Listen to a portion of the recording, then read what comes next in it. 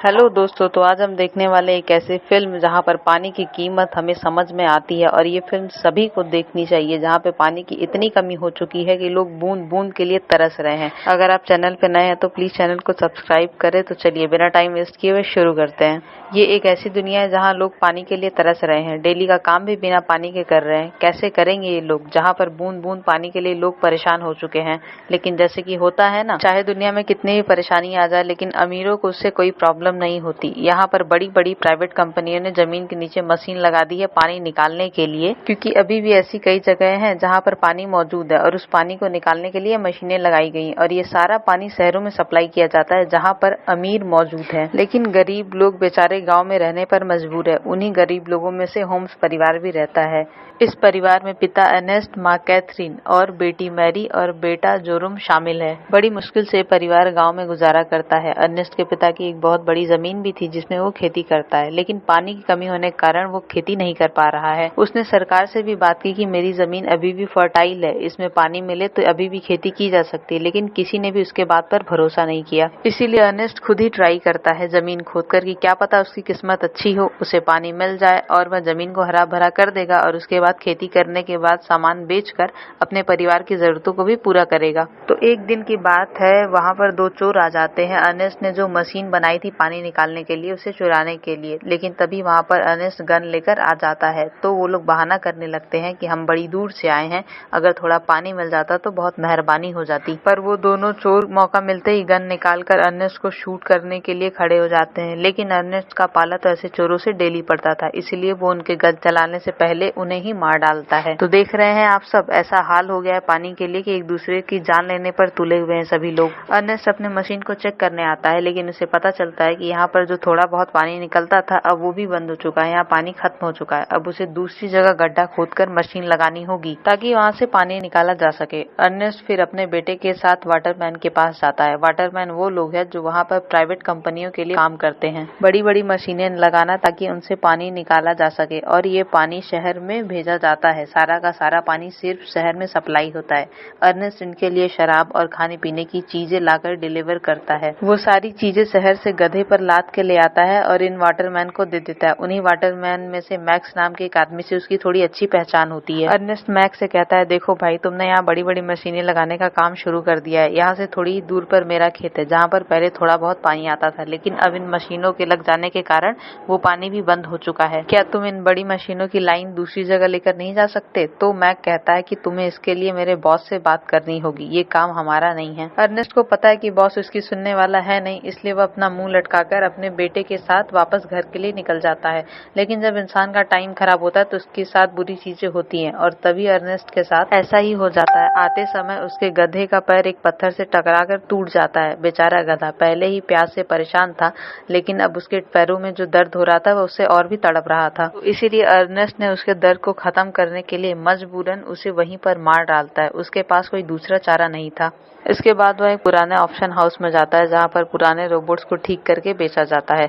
वह एक रोबोट लेना चाहता था ताकि डिलीवरी करने में उसकी मदद हो सके और वह अपना काम कर पाए। वहाँ पर फेलन नाम का एक बंदा भी आता है जो रोबोट को लेना चाहता है, लेकिन अर्नेस्ट इस ऑप्शन को जीत जाता है और वह खुश होता है कि चलो कुछ तो काम की चीज आई हाथ में। इसके बाद वह हॉस्पिटल आता है जहाँ कैथरीन रहती है। कैथरीन हॉस्पिटल में इसलिए रहती है क्योंकि उसका एक एक्सीडेंट हुआ था और वह चल फिर नहीं पाती। वो चलती है तो सिर्फ वायर के जरिए। अब देखिए, अर्नेस्ट के पास तो इतने पैसे है नहीं कि वो वायर का सारा सिस्टम खरीद के कैथरीन को घर ले आए, तो इसीलिए कैथरीन यहीं पर रहती है और ये सभी लोग कैथरीन से मिलने यहीं पर आया जाया करते हैं। उसके बाद जब वह हॉस्पिटल से निकलता है तो उसका मुलाकात रॉबी नाम के एक लड़के से होता है जो कि उसका एक बहुत ही बढ़िया दोस्त है, लेकिन उसके पास रहने के लिए घर भी नहीं है और वह दिमाग से थोड़ा कमजोर भी है। अर्नेस्ट उसकी मदद करता है और उसके पास जो भी पानी होता है वह उसके परिवार को दे देता है। देखिए, भले उसके पास पानी की कमी है लेकिन वह दिल से बहुत अच्छा इंसान है। अब अर्नेस्ट जैसे ही वहाँ से घर आता है उसके पास फेलन पहुंच जाता है वह रोबोट मांगने के लिए। वह उससे कहता है कि मुझे वह रोबोट चाहिए, मुझे कुछ काम है। लेकिन अर्नेस्ट जानता था कि यह एक बदमाश आदमी है, इसके पास रोबोट गया तो वह उसे वापस नहीं देगा, इसलिए वह उस रोबोट को देने से मना कर देता है। साथ ही मैं ये भी बता दूं दोस्तों कि जो अर्नेस्ट की बेटी मेरी है वो फेलन को पसंद करती है। दोनों ही एक दूसरे को पसंद करते हैं, लेकिन मैरी के पिता उसे कई बार समझा चुके कि वह अच्छा इंसान नहीं है, लेकिन वह नहीं मानती और इस वजह से वह अपने पिता से भी थोड़ा नफरत करने लगती है। दूसरे सीन में हम देखते हैं अर्नेस्ट फिर से एक गड्ढा खोद रहा होता है पानी के लिए, लेकिन बड़ी मशीनों के पाइपलाइन के कारण आसपास का पूरा इलाका सूखा पड़ चुका था, इसलिए यहाँ भी उसे निराशा ही मिलती है। साथ ही वह अपने बेटे जेरम से बोलता है कि बेटा, जब मैं शहर गया था तो मैंने एक लड़की को देखा था। उसके बाल तो छोटे हैं लेकिन वह देखने में काफी सुंदर है। तुम कहो तो तुम्हारी बात करवा दूं, अब तुम भी बड़े हो चुके हो। देखो, मैं नहीं जानता कि हम इस हालत में कब तक जिंदा रह पाएंगे, लेकिन हम जब तक जिंदा है तब तक हमें खुशी से रहना चाहिए। फिर जब अर्नेस्ट घर आता है तो मैरी उससे कहती है कि मुझे पैसे चाहिए पापा, मैं फेलन के साथ जाना चाहती हूँ, मुझे यहाँ घुटन हो रही है। तब अर्नेस्ट कहता है कि तुम्हें यहाँ घुटन हो रही है? मैंने तुम्हें बचपन से पाल पोस कर बड़ा किया, तुम्हारी हर चीजें तुम्हें ला कर दी। तो वह तुरंत जवाब देती है कि हम यहाँ जी नहीं रहे, हम यहाँ सरवाइव कर रहे हैं। अर्नेस्ट के लाख समझाने पर जब मैरी नहीं मानती तो अर्नेस्ट उसे कमरे में बंद करके खिड़कियों पर कीले लगा देता है ताकि वह बाहर जाकर फेलन से मिल ना पाए। उसके बाद अर्नेस्ट जैसे ही सप्लाई लेने के लिए शहर जाने वाला होता है, वो देखता है कि रोबोट तो गायब है। उसकी हालत तो खराब हो जाती है, लेकिन उसे पूरा यकीन था कि ये काम फेलन का ही है, वही रोबोट ले गया है। उसके बाद वह वाटरमैन के पास जाता है और पूछता है क्या यहाँ पर फेलन आया था या नहीं। अर्नेस्ट के आते ही सारे वाटरमैन उस पर धावा बोल देते हैं, उसकी बात भी नहीं सुनते, उसे बहुत मारते हैं और वो कहते हैं कि तुमने हमारी सप्लाईज चुराई, जो हमारी मेहनत की कमाई थी। तब अर्नेस्ट बोलता है कि ये तुम क्या कह रहे हो, मैं तो तुमसे ही पूछने आया था कि क्या फेलन मेरा रोबोट लेकर यहाँ आया था या नहीं, लेकिन उल्टा तुम लोग मुझे ही मार रहे हो। तो अब यहाँ पर अर्नेस्ट समझ चुका था कि फेलन ने मेरे बदले सप्लाईज ले ली और उसे वाटरमैन तक लाने की बजाय कहीं और लेकर चला गया। तो अब वह फेलन को ढूंढने के लिए निकल जाता है। उसे फेलन मिल भी जाता है और उसका शक सही था, सारी सप्लाईज उसी ने चुराई थी। इसीलिए वह फेलन को वाटरमैन के पास जबरदस्ती लेकर जाने लगता है, ये बताने के लिए कि वह कह सके कि सारी सप्लाईज फेलन ने चुराई थी, मैंने नहीं। तो चलते चलते दोनों बहुत ही ज्यादा थक चुके थे, ज्यादा अर्नेस्ट थक चुका था, उसका पानी भी खत्म हो चुका था। तो यहाँ पर फेलन उसे बहकाने की कोशिश करता है कि मैंने सप्लाईज में से थोड़ी सी शराब पी ली है, चलो आधा आधा हम दोनों ही पी लेते हैं, ज्यादा से ज्यादा वाटरमैन मुझे मारेंगे ही ना। तो ये बात अर्नेस्ट भी मान जाता है और बोलता है कि चलो ठीक है, पी लेते हैं, वरना हम पानी पिए बिना ही मर जाएंगे। उसके बाद जैसे ही वह फेलन का हाथ खोलता है, फेलन उस पर हमला कर देता है। बेचारा पहले से ही थका हुआ था और उसका खून भी बहुत ज्यादा निकल चुका था। इसके बाद फेलन जबरदस्ती उसे शराब पिलाता है ताकि जब वाटरमैन देखे तो उन्हें ये पता चले कि इसी ने उसकी सप्लाईज चुराई थी, किसी और ने नहीं, और उन्हें ये भी लगे कि अर्नेस्ट ने ही उनकी शराब पी है। और इतना ही नहीं, फेलन ने अर्नेस्ट को मार मार के उसी रोबोट से बांध दिया ताकि दुनिया को ये लगे कि रोबोट अनकंट्रोल होकर उसे बहुत ज्यादा मार चुका है, जिससे अर्नेस्ट की जान चली गई। और होता भी यही है। तो सारी दुनिया को यही लग रहा था कि रोबोट ने ही अर्नेस्ट की जान ले ली है। तो उसका बेटा और यहाँ पे सभी लोग बहुत ही दुखी थे। उसका बेटा गुस्से में जाकर उस रोबोट को तोड़ने लगता है कि उसी रोबोट ने उसके पिता की जान ले ली है, लेकिन हम सब जानते हैं कि सच्चाई क्या है। उसके बाद वहाँ पर फेरम आकर ये कहता है कि रोबोट को तोड़कर क्या मिलेगा, आगे चलकर ये रोबोट हमें ही काम देगा और तुम चिंता मत करो, तुम्हारे परिवार को मैं संभाल लूंगा और मैरी और तुम्हारा भी ख्याल रखूंगा। बताओ, एक कातिल मसीहा बनने की कोशिश कर रहा है। दूसरे सीन में हम देखते हैं कि फेलन मैक्स के पास आकर कहता है कि मुझे पानी की सप्लाई चाहिए ताकि मैं अर्नेस्ट की जमीन पर खेती करके काम कर सकूं। मैक्स कहता है मैं क्या कोई तुम्हारा नौकर हूं जो तुम्हारी हर बात मान लूंगा। फेलन कहता है तुम्हें ये बात तो माननी ही पड़ेगी। तुम्हें ये चाकू तो याद है ना जिस दिन तुमने अर्नेस्ट पे हमला किया था? ये चाकू याद है तुम्हें जिस दिन तुमने अर्नेस्ट पर हमला किया था और ये चाकू लेकर वो चला गया था? ये चाकू मुझे उसके बॉडी के पास से मिला है और मैं सभी को कह सकता हूँ कि तुम उस दिन अर्नेस्ट को मार नहीं पाए, इसलिए दूसरे दिन मौका पार कर उसे तुमने ही मारा है। सभी जानते हैं कि सप्लाई को लेकर मैक्स और अर्नेस्ट के बीच लड़ाई हुई थी और मैं जाकर ये सबको बोल देता हूँ। ये सुनकर मैक्स घबरा जाता है तो फेलन की बात मानते हुए कंपनी से छुपाकर एक सीक्रेट पाइपलाइन उसके खेत तक चालू करवा देता है। उसके बाद पानी को देखकर सभी लोग खुश हो जाते हैं और खेती शुरू हो जाती है। वह उसमें रोज हल जोतता है ताकि इसमें एक अच्छी खेती हो सके और उसकी मेहनत रंग भी लाती है। उसमें अच्छे खासे फसल लहलहा रहे होते हैं जिसे देखकर जेरम और बाकी सभी खुश हो रहे होते हैं। फेलन और मैरी एक दूसरे से प्यार करते हैं और उसके बाद मैरी प्रेग्नेंट हो जाती है तो उन दोनों की शादी करवा दी जाती है।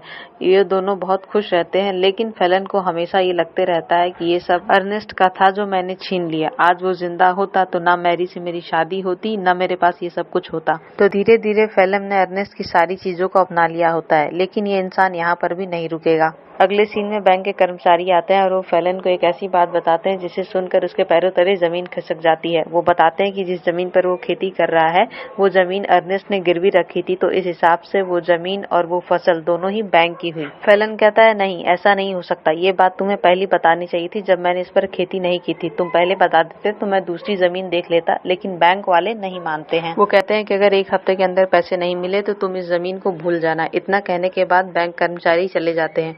ये सब सुनने के बाद फैलन एकदम परेशान हो चुका था कि अर्नेस्ट ने मुझे तो बेवकूफ बना दिया, जमीन तक गिरवी रखी है, भिखारी कहीं का। अब मैं इतने सारे पैसों का बंदोबस्त कैसे कर पाऊंगा। फैलन जेरम से कहकर ये रोबोट लेकर जाता है और कहता है कि मैं इसे बेच दूंगा ताकि हम जमीन का उधार चुका पाए। लेकिन वह रोबोट लेकर बेचने नहीं जाता, वह सीधा रॉबी के पास आता है जो कि बहुत ही ज्यादा गरीब है। वह उसे कहता है कि तुम मेरे साथ चलो, मैं तुम्हारे लिए खाने पीने का इंतजाम करता हूँ। रॉबी बेचारा बहुत ही सीधा इंसान था, वह उसके साथ चला जाता है। फिल्म बेचारे रॉबी के बच्चे को धोखे से बेच देता है क्योंकि उसे जो पैसा मिलेगा वह उस जमीन के उधार में चुका देगा। जब यह बात रॉबी को पता चलती है तो वह फिल्म के पास आता है और उसे बहुत लड़ाई करता है। लेकिन जहाँ बच्चे को बेचा गया था वहाँ मार पिटाई का कोई सीन नहीं था। वहाँ पर एक बार बच्चा बेचने का डील हो गया तो हो गया। फिर वहाँ पर उसके गुंडे रॉबी को मार देते हैं, साथ ही वह फिल्म को भी शूट करने लगते हैं। उन्हें लगा था कि वह रॉबी से पूछकर उसके बच्चे को बेच रहा है, लेकिन वहाँ से फिल्म जैसे तैसे अपनी जान बचाकर भाग जाता है। साथ ही वह रोबोट को भी वहीं छोड़ देता है क्योंकि जेरम को उसे ये भी तो बताना है कि ये पैसे बच्चे बेचकर नहीं बल्कि रोबोट को बेचकर आए हैं। अगले सीन में बैंक को पैसा देने के बाद वह जमीन फिर से फैलन की हो जाती है और वहीं दूसरी तरफ रोबोट जो कि अपनी डिफॉल्ट सेटिंग की वजह से अपने ओरिजिनल ओनर के पास जाने के लिए निकल पड़ता है। वो बदमाश लोग जब उन्हें शूट कर रहे थे तो कुछ गोली रोबोट को भी लग गई, जिससे रोबोट में डिफॉल्ट सेटिंग हो गई, जिस वजह से वह अपने ओरिजिनल ओनर के पास जाने के लिए निकलता है। उसका ओरिजिनल ओनर शहर में रहता है जिसका नाम है केल्विन। जब वह अपने रोबोट को देखता है तो वह हैरान हो जाता है कि यह किसका रोबोट आ चुका है। जब वह देखता है तो अर्नेस्ट का नाम लिखा होता है, इसलिए वह रेडियो पे अनाउंस करता है ताकि अर्नेस्ट आगे आए और अपना रोबोट वापस लेकर जाए। जेरम जैसे ही रेडियो ऑन करता है वो तो एकदम हैरान रह जाता है। वो कहता है फैलन बता रहा था कि उसने रोबोट बेच दिया और यह केल्विन कह रहा है कि रोबोट उसके पास है। खैर वह खुश हो जाता है कि अगर वह रोबोट वापस देना चाहता है तो चलो कोई बात नहीं, ये अच्छी बात है, मैं जाकर उसे ले लेता हूँ। अगले सीन में जेरम को रॉबी की पत्नी दिखाई देती है जो अपने बच्चे को लेकर रॉबी का इंतजार कर रही होती है। सही मायने में वह सदमे में जा चुकी थी जो एक गुड़िया लेकर रॉबी का इंतजार कर रही होती है। इन सभी चीजों को देखकर जेरम को लगता है कि जरूर कुछ तो बात है जो फिल्म उसे छुपा रहा है। उसके बाद वो शहर की बॉर्डर पर आता है, लेकिन 18 साल से कम उम्र होने की वजह से गार्ड्स उसे अंदर नहीं जाने देते। फिर वहाँ पर एक लड़की होती है जिसका नाम एना होता है। वो बोलती है कि तुम मेरे साथ आ जाओ, मैं तुम्हें शहर घुमा दूंगी। जेरोम जैसे ही एना को देखता है वो बिल्कुल हक्का बक्का हो जाता है। उसे याद आ जाता है कि वह बिल्कुल वैसे ही है जैसे कि उसके पिताजी ने बताया था, वो छोटे बालों वाली लड़की। याद है ना दोस्तों, जब जेरोम के पिता उससे कह रहे थे कि चलो तुम्हारे से शादी करा देते हैं। तो दोस्तों जेरोम यहाँ पे अर्नेस्ट के बारे में पूछता है, लेकिन वो तो उसके बारे में कुछ जानती ही नहीं थी। उसके बाद में कुछ नहीं बोलता। एना उसे एक शहर जाने वाली गाड़ी में छुपा के बैठा देती है जिससे वह शहर पहुंच जाता है। शहर आने के बाद जेरोम केल्विन से मिलता है जो उसे उसका रोबोट वापस कर देता है। रोबोट को जो गोलियां लगी थी उसे केल्विन ने ठीक कर दिया था और उसके सारे सिस्टम को भी फिर से सही कर दिया था। फिर जेरोम ध्यान से देखता है तो रोबोट में कैमरा लगा हुआ रहता है जिसमें सब कुछ लेजर से साफ रिकॉर्ड होता है। वीडियो क्लियर तो नहीं होता लेकिन इतना जरूर होता है कि उसे देखा जा सके। उन्हीं वीडियो में जेरोम ने जो अर्नेस्ट के साथ पल बिताए होते हैं वो सब भी रिकॉर्ड हुआ था, तो जेरोम उसे देख रहा था। लेकिन उसी वीडियो में उसे वो भी वीडियो मिलता है जब फैलन अर्नेस्ट को मार रहा था और उसे रस्सी से बांधकर रोबोट के साथ जोड़ दिया था। ये चीजें देखकर जेरोम को एकदम से सदमा लग जाता है। उसे सच्चाई का पता चल चुका था कि उसके पिता का मरना कोई एक्सीडेंट नहीं था बल्कि सोची समझी हुई साजिश थी फेरम की। इस रोबोट को लेके वो वापस घर आ जाता है और आते ही वह फेरम को ये सब नहीं बताता कि उसे सब कुछ मालूम चल गया, क्योंकि अगर मैरी को मालूम चला तो वो तो ये सदमा बर्दाश्त ही नहीं कर पाएगी और ऊपर से वो प्रेग्नेंट भी है। तो इसके लिए जेरम एक प्लान बनाता है। वह फेरम से कहता है कि रॉबी तुम्हें बुला रहा है। इसे सुनकर फेरम परेशान हो जाता है और कहता है कि मुझे कौन सा रॉबी बुला रहा है, वो तो मर चुका है। फिर वो कहता है कि शायद हो सकता है कोई दूसरा हो जो बुला रहा हो। अब जेरम एक लेटर लिखता है फेरम को ताकि उसे ये लगे कि ये लेटर रॉबी ने भेजा है। लेटर में ये लिखा था कि जहाँ पर उसने अर्नेस्ट को मारा था वह उसी जगह आ जाए। ये देखकर वो समझ चुका था कि कुछ तो गड़बड़ी जरूर है। ये जानने के लिए वो वापस उसी जगह जाता है जहाँ उसने अर्नेस्ट को मारा था। वहाँ पर वो गलती से एक गड्ढे में गिर जाता है जिस वजह से उसका पैर टूट जाता है और वह काफी दर्द में होता है। तभी देखता है कि सामने से जेरोम आता है। उसके गुस्से भरी आंखें को देखकर वो समझ जाता है कि ये सब कुछ जान चुका है। फेरम को अब कुछ समझ नहीं आता तो वह जेरोम से कहता है कि मुझे माफ कर दो इन सभी चीजों के लिए। अगर मुझे कुछ हो गया तो मैरी यह सदमा बर्दाश्त नहीं कर पाएगी। देखो मैंने तुम लोगों को अच्छे से पाला है, अच्छे से ख्याल रखा है, मुझे जाने दो। लेकिन जेरम उसकी एक नहीं सुनता और सीधे उसे शूट करके मार डालता है। उसे मारने के बाद वह रोबोट की सारी मेमोरी भी इरेज कर देता है। वो नहीं चाहता है कि मैरी ये सब कुछ जाने। फिर कुछ दिनों बाद जेरम के घर न आने पर मैरी एकदम परेशान हो जाती है और पूछती है। तब उसे जेरम कहता है कि वो अच्छा इंसान तो था ही नहीं, तुम्हें वो छोड़कर भाग गया है। और ये सुनकर मैरी एकदम उदास हो जाती है और अपने दिल से उसके लिए सारा प्यार खत्म कर देती है और उल्टा नफरत करने लगती है। तो जेरम ने बड़ी ही शांति से अपना बदला ले लिया था और ये कहानी यहीं पर खत्म होती है। तो फ्रेंड्स, ये स्टोरी आपको कैसी लगी कमेंट बॉक्स में ज़रूर बताएं और प्लीज़ वीडियो को लाइक करें और चैनल को सब्सक्राइब करें, क्योंकि वीडियो बनाने में बहुत मेहनत लगता है और आगे भी आपके लिए ऐसी स्टोरी हम लाते रहेंगे। तो मिलते हैं नेक्स्ट वीडियो में।